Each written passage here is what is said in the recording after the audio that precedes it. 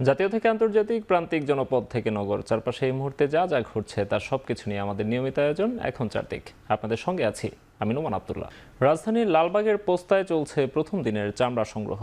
গরুর চামড়া আকার ভেদে 400 থেকে 900 টাকায় কিনছেন আড়তদাররা। এ নিয়ে আরও জানাতে যোগ দিচ্ছেন শাহাদাত অভ্র। তিনি আছেন লালবাগের পোস্তায়। অভ্র, প্রতি বছরই তো পোস্তায় দর নিয়ে হতাশ হন ফড়িয়ারা। কেউ সহজে কিনতে চান না। তুলনামূলক এবার কি কম চামড়া আসছে?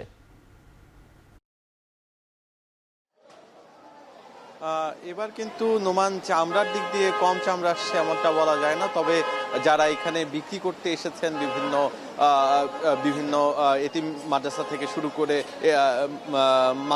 শুরু করে নানা জায়গার মানুষ, ঢাকা থেকে ঢাকার বাইরে সব জায়গার মানুষ কিন্তু এখানে এসে মূলত হচ্ছে চামড়া বিক্রি করে। তারা কিন্তু অভিযোগ করছেন যে এখানে যে চামড়াগুলো আছে সেই চামড়াগুলো গতবারের থেকেও অনেক বেশি কম দামে তাদের বিক্রি করতে হচ্ছে।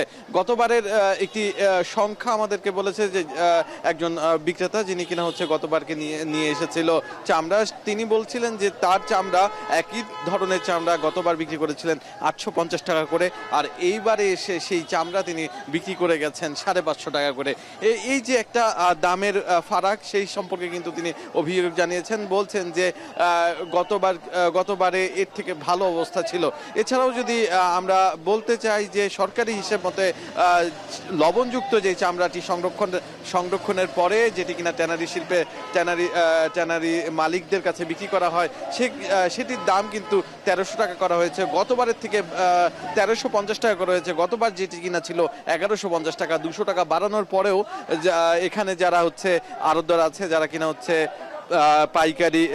পাইকারি কিনছেন, তারা কিন্তু হচ্ছে অনেকাংশেই বলছেন যে সরকারের বেঁধে দেওয়া যে দাম আছে সেই দাম মতো অনেক ক্ষেত্রেই ট্যানারি মালিকরা এই দাম দিতে চায় না বা কিনতে চায় না, যার কারণেই তাদের এবারে লবণ খরচ এবং তার যে শ্রমিকদের খরচ সেটি মিলাতে তাদের হেমশেম হয়, যার কারণে তাদের এই চামড়াগুলো অনেকাংশেই কম দামে কিনতে হচ্ছে বলে জানাচ্ছেন তারা। এই ছিল আমার কাছে পোস্তা থেকে সর্বশেষ। বিএনপি ক্ষমতায় এলে সাভার চামড়া শিল্পনগরীতে সিইটিপি পূর্ণাঙ্গভাবে প্রস্তুত করে দেয়া হবে বলে প্রতিশ্রুতি দিয়েছেন ইশরাক হোসেন। বিকেলে লালবাগের পোস্তায় কাঁচা চামড়া সংগ্রহ কার্যক্রম পরিদর্শন করে তিনি কথা বলেন। আমরা চাই একটা সাস্টেনেবল ওয়েতে এই চামড়া যে ডেভেলপমেন্ট এবং সেটাকে এক্সপোর্ট করার জন্য যে প্রসেসে নিয়ে যাওয়া দরকার, সেটা একটা সাস্টেনেবল ওয়েতে হওয়া উচিত এবং এটা ডেফিনেটলি কোনো রেসিডেন্সিয়াল এরিয়া বা শহরের ভিতর থেকে এটাকে স্থানান্তর করতে হবে। তা আমরা যদি আগামীতে সরকারে রাষ্ট্র ক্ষমতায় আসি, বাংলাদেশ জাতীয়তাবাদী দল বিএনপি, আমরা অবশ্যই এটাকে প্রায়োরিটি দিয়ে এটাকে সলভ করব, যাতে করে চামড়া ব্যবসায়ীদের জন্য সুবিধা হয়, প্রোডাক্টের মানও ভালো থাকে, আবার যারা আমাদের নগরবাসীর বাসিন্দারা রয়েছেন তারাও যাতে স্বস্তি পান।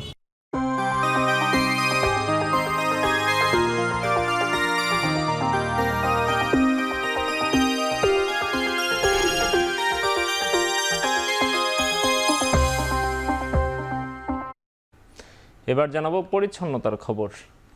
রাতের মধ্যেই কোরবানির বর্জ্য অপসারণ করা হবে বলে জানিয়েছেন স্থানীয় সরকার উপদেষ্টা আসিফ মাহমুদ। দুপুরে কলাবাগানে বর্জ্য অপসারণ কার্যক্রম উদ্বোধন করে তিনি কথা বলেন। পরে আগারগাঁওয়ে ডিএনসিসির বর্জ্য অপসারণ কার্যক্রম পরিদর্শন করেন উপদেষ্টা আসিফ মাহমুদ। দ্রুত সময়ে আবর্জনা সরাতে নগরবাসীকে সহযোগিতা করার আহ্বান জানান তিনি। পরিচ্ছন্নতা কর্মীদের জন্য মন্ত্রণালয়ের পক্ষ থেকে প্রণোদনা দেওয়ারও ঘোষণা দেন উপদেষ্টা। এদিকে কোথাও বর্জ্য থাকলে দ্রুত সিটি কর্পোরেশনের হটলাইনে ফোন করার আহ্বান জানানো হয়েছে।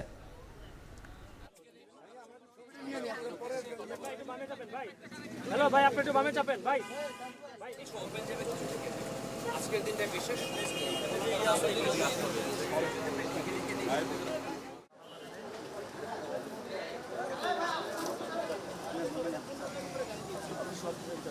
ঢাকার 2টা সিটি কর্পোরেশন 12 ঘন্টার মধ্যে এবার পরিষ্কার পরিচ্ছন্নতা করার চ্যালেঞ্জ নিয়েছে। আমরা আশা করছি আজকে রাতের মধ্যেই পুরো ঢাকা পরিষ্কার পরিচ্ছন্নতার যে সিটি কর্পোরেশনের যে কার্যক্রম সেটা সম্পন্ন হবে। ইতিমধ্যে আপনারা দেখতে পাচ্ছেন যে বিভিন্ন গাড়িতে বোঝাই করে বর্জ্যগুলো নিয়ে আসা হচ্ছে এবং আশা করি যে এই বর্জ্যের কারণে ঢাকার মানুষের ঈদ আনন্দ কোনোভাবেই হ্যাম্পার্ড হবে না। এপ্রিল উপযুক্ত সময় নয়, ডিসেম্বরেই জাতীয় নির্বাচন হওয়া উচিত বলে মন্তব্য করেছেন বিএনপি মহাসচিব মির্জা ফখরুল ইসলাম আলমগীর। আমাদের বরাবরই দাবি ছিল যে আমরা ডিসেম্বরের মধ্যে এই নির্বাচন চেয়েছিলাম, জনগণের প্রত্যাশাও তাই ছিল। প্রত্যাশা জনগণের পূরণ হয়নি এবং যে সময়টি নির্ধারণ করা হয়েছে এই সময়টি বাংলাদেশের নির্বাচনের জন্য সঠিক সময় নয়। এখানে আপনার যে প্রচন্ড গরম, ঝড় বৃষ্টি হওয়ার আশঙ্কা থাকে ওই সময়, তারপরে রোজার পরেই হ্যাঁ পাবলিক পরীক্ষা আছে। সুতরাং সময়টা খুব চিন্তা করে দেওয়া হয়েছে বলে আমাদের কাছে মনে হয় না। আমরা মনে করি যে ডিসেম্বরেই নির্বাচন হওয়া সম্ভব এবং সেটাই জাতির জন্য সবচেয়ে উপযোগী হবে। জামায়াতের আমির ডাক্তার শফিকুর রহমান বলেছেন, একটি অর্থবহ নির্বাচন দীর্ঘদিনের আকাঙ্ক্ষা। অনেকদিন মানুষ ভোট দেওয়ার সুযোগ পায়নি। সুষ্ঠু নির্বাচনের জন্য সংস্কার প্রয়োজন। নির্বাচনের জন্য সমতল মাঠ তৈরি করতে হবে। এজন্য সরকার চাইলে সর্বাত্মক সহযোগিতা করা হবে। সকালে মৌলভীবাজার কুলাউড়ায় কৃষ্ণপুরে নিজ গ্রামের বাড়িতে ঈদের নামাজ শেষে সাংবাদিকদের তিনি এসব কথা বলেন। সুষ্ঠু একটা নির্বাচনের জন্য আমরা 4টা কথা বলেছি। সংস্কারটা হতে হবে, বিচার দৃশ্যমান হবে, তারপরে জুলাই ঘোষণা যেটা সেটা হবে, এরপরে নির্বাচনের সমতল মাঠ, সবার জন্য সমান মাঠ তৈরি করতে হবে। উনি ঘোষণা দিয়েছেন একটা তারিখের, কিন্তু এই সুযোগগুলো সৃষ্টি না করলে একটা অর্থবহ নির্বাচন হবে না, আর জাতি যেন তেন কোনো নির্বাচন চায় না। মার্কিন প্রেসিডেন্ট ডোনাল্ড ট্রাম্পের সঙ্গে সরাসরি দ্বন্দ্বে জড়ানোর পর এবার নতুন রাজনৈতিক দল তৈরি করার প্রস্তাব দিলেন ধনকুবের ইলন মাস্ক। সামাজিক যোগাযোগ মাধ্যম এক্সে তার 220 মিলিয়ন সমর্থনকারীর উদ্দেশ্যে প্রশ্ন রাখেন, যুক্তরাষ্ট্রের নতুন রাজনৈতিক দল গঠন করার প্রয়োজন আছে কিনা। একদিনের ব্যবধানেই তার এই পোস্টে 80% সমর্থনকারীর ইতিবাচক সাড়া মেলে। প্রস্তাব করেন ইলন মাস্ক, তবে নতুন দল তৈরির বিষয়ে মাস্ক কতটা আগ্রহী সে বিষয়ে এখনও স্পষ্ট করেননি তিনি। যুক্তরাষ্ট্রের বাজেটে কর ছাড় ও প্রতিরক্ষা খাতে ব্যয় বাড়ানোর ইস্যুতে গত সপ্তাহে দ্বন্দ্বে জড়ান ট্রাম্প ও মাস্ক। এরপর থেকেই একে অপরকে উদ্দেশ্য করে চলছে কাঁদা ছোড়াছুড়ি। Rather extraordinary, and I thought I'd play a tape of one of the people who I've respected over the years. Zelensky. But do you look at this Very conflict? stubborn Zelensky too. A couple of এবার খেলার খবর। রাজধানীর শাহবাগে পবিত্র ঈদুল আজহার নামাজ আদায় করেছেন হামজা চৌধুরী, ফাহমিদুল ইসলাম সহ জাতীয় দলের ফুটবলাররা। চাঁদ মসজিদে সকাল 7টার জামাতে অংশ নেন ক্যাম্পে থাকা ফুটবলাররা। সিঙ্গাপুর ম্যাচ সামনে রেখে ক্যাম্প চলমান থাকায় ছুটি পাননি ফুটবলাররা, তাই ঈদের আনন্দ তাই দলগত ভাগাভাগি করে নেন তারা। ফুটবল ফেডারেশনের উপহার দেওয়া পাঞ্জাবি পরে সকালে নামাজে অংশ নেন হামজা জামালরা। এরপর টিম হোটেলে ফিরে যান তারা।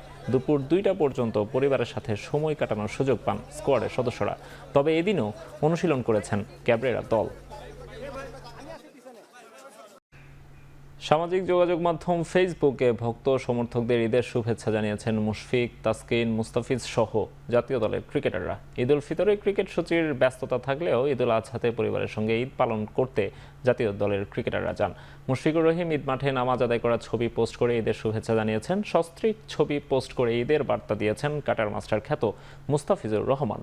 এছাড়াও নিজ নিজ টাইমলাইনে ঈদের শুভেচ্ছা বিনিময় করেছেন মেহেদী হাসান মিরাজ ও ইবাদত হোসেনরা।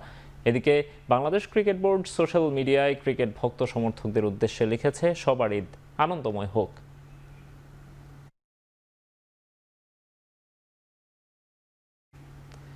শেষ করছি এখন চারদিক। এখন টেলিভিশন ওয়েবসাইটে দেখতে ভিজিট করুন www.ekhon.tv। এছাড়া ফেসবুকে দেখুন facebook.com/tv.ekhon। ইউটিউবে এখন টেলিভিশন দেখুন youtube.com/c/ekhon tv।